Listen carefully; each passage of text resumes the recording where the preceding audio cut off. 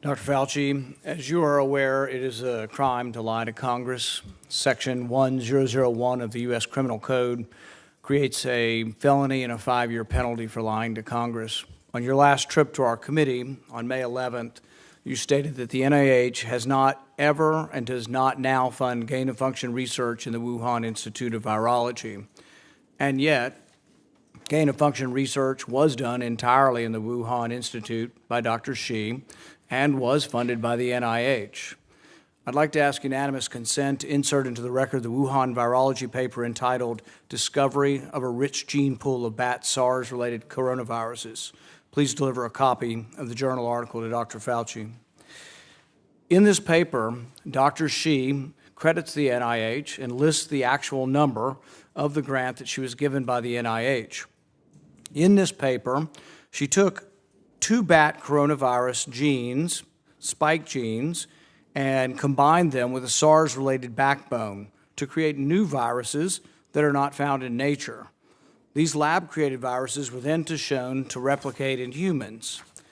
These experiments combined genetic information from different coronaviruses that infect animals but not humans to create novel artificial viruses able to infect human cells. Viruses that in nature only infect animals were manipulated in the Wuhan lab to gain the function of infecting humans.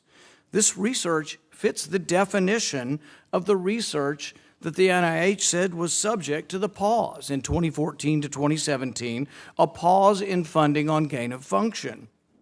But the NIH failed to recognize this, defines it away, and it never came under any scrutiny. Dr. Richard E. Bright, a molecular biologist from Rutgers, described this research in Wuhan as the Wuhan lab used NIH funding to construct novel chimeric SARS-related coronaviruses able to infect human cells and laboratory animals. This is high-risk research that creates new potential pandemic pathogens that exist only in the lab, not in nature. This research matches, these are Dr. E. Bright's words, this research matches, indeed epitomizes, the definition of gain-of-function research, done entirely in Wuhan, for which there was supposed to be a federal pause. Dr. Fauci, knowing that it is a crime to lie to Congress, do you wish to retract your statement of May 11th where you claimed that the NIH never funded gain-of-function research in Wuhan?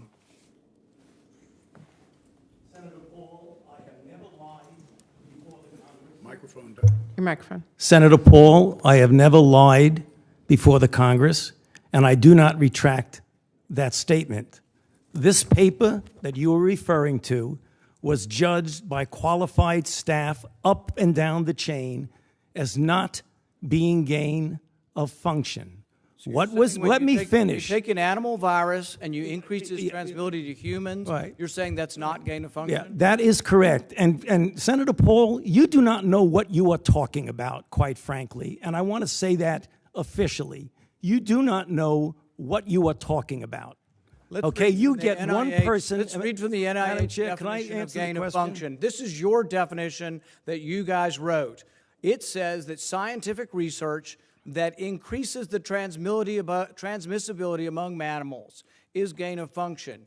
They took animal viruses that only occur in animals and they increased their transmissibility to humans. How you can say that is not gain of function? It is not. It's a dance, and you're dancing around this because you're trying to obscure responsibility for 4 million people dying around the world from a pandemic.